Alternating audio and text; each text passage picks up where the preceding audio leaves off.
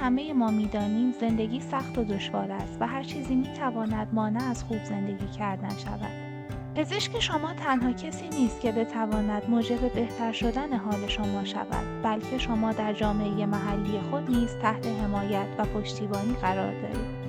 تجویز اجتماعی چیست؟ گاهی اوقات آن دسته از کمک‌هایی که به شکل قرص، لوله یا بطری ارائه نمی‌شوند، تحت عنوان تجویز اجتماعی مورد استفاده قرار می‌گیرند و افرادی که در این زمینه به شما کمک می‌کنند ممکن است کامیونیتی کانکترز یا لینک ورکرز نامیده شوند.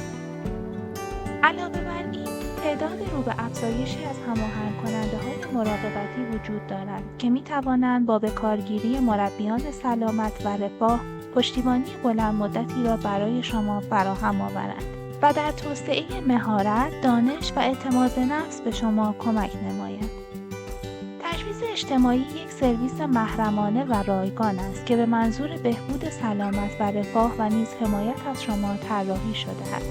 لینک ورکر به حرف شما گوش می‌دهد و برای ارائه کمکی که نیاز دارید از شما حمایت می‌کند و شما را به گروه‌ها، فعالیت‌ها و خدماتی که منجر به ایجاد تفاوت ماندگار و پایداری می‌شوند متصل می‌سازد. تجویز اجتماعی برای چه کسانی کاربرد دارد؟ درگیر مشکلات مالی هستید و به مشاوره نیاز دارید؟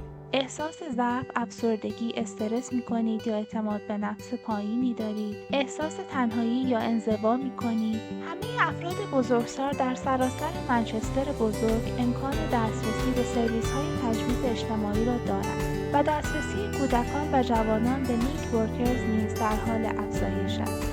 اگر فکر می‌کنید که این سرویس چیزی است که می‌تواند به شما کمک کند، لطفاً برای برقراری ارتباط با تیم محلی خود با مسئول پذیرش GP تماس بگیرید و یا برای دستیابی به سرویس‌های تجویز اجتماعی محلی خود وبسایت GMICP را ملاحظه فرمایید. لینک ورکرز در پزشکی عمومی، شوراها و سازمان‌های داوطلبانه مورد استفاده قرار می‌گیرد که همه آنها همراه با GP شما و سایر سرویس‌های عمومی تلاش می‌کنند تا حمایتی متناسب را برای شما فراهم آورند. من از مزیت کدام یک از سرویس‌ها یا فعالیت‌ها می‌توانم بهره‌مند شوم؟ تجویز اجتماعی لینک ورکرز می‌تواند شما را به مجموعه‌ای از گروه‌ها، فعالیت‌ها و خدمات ارائه شده توسط سازمان‌های داوطلبانه، اعتقادی، اجتماعی و بنگاه‌های اجتماعی و یا خدماتی دیگر در زمینه‌های زیر متصل سازد.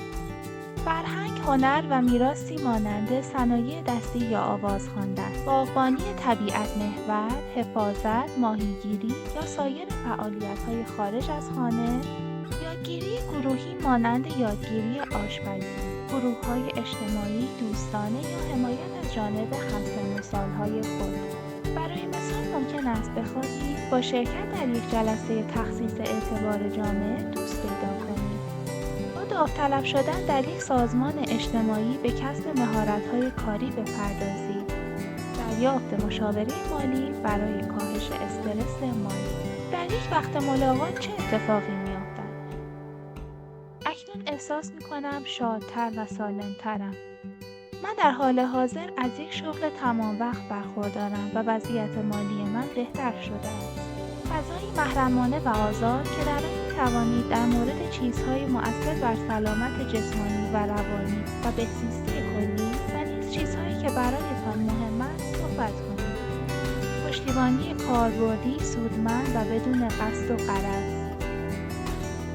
امکان کنترل را برای شما فراهم می‌آورد و تاثیر بیشتری نسبت به دارو دارد.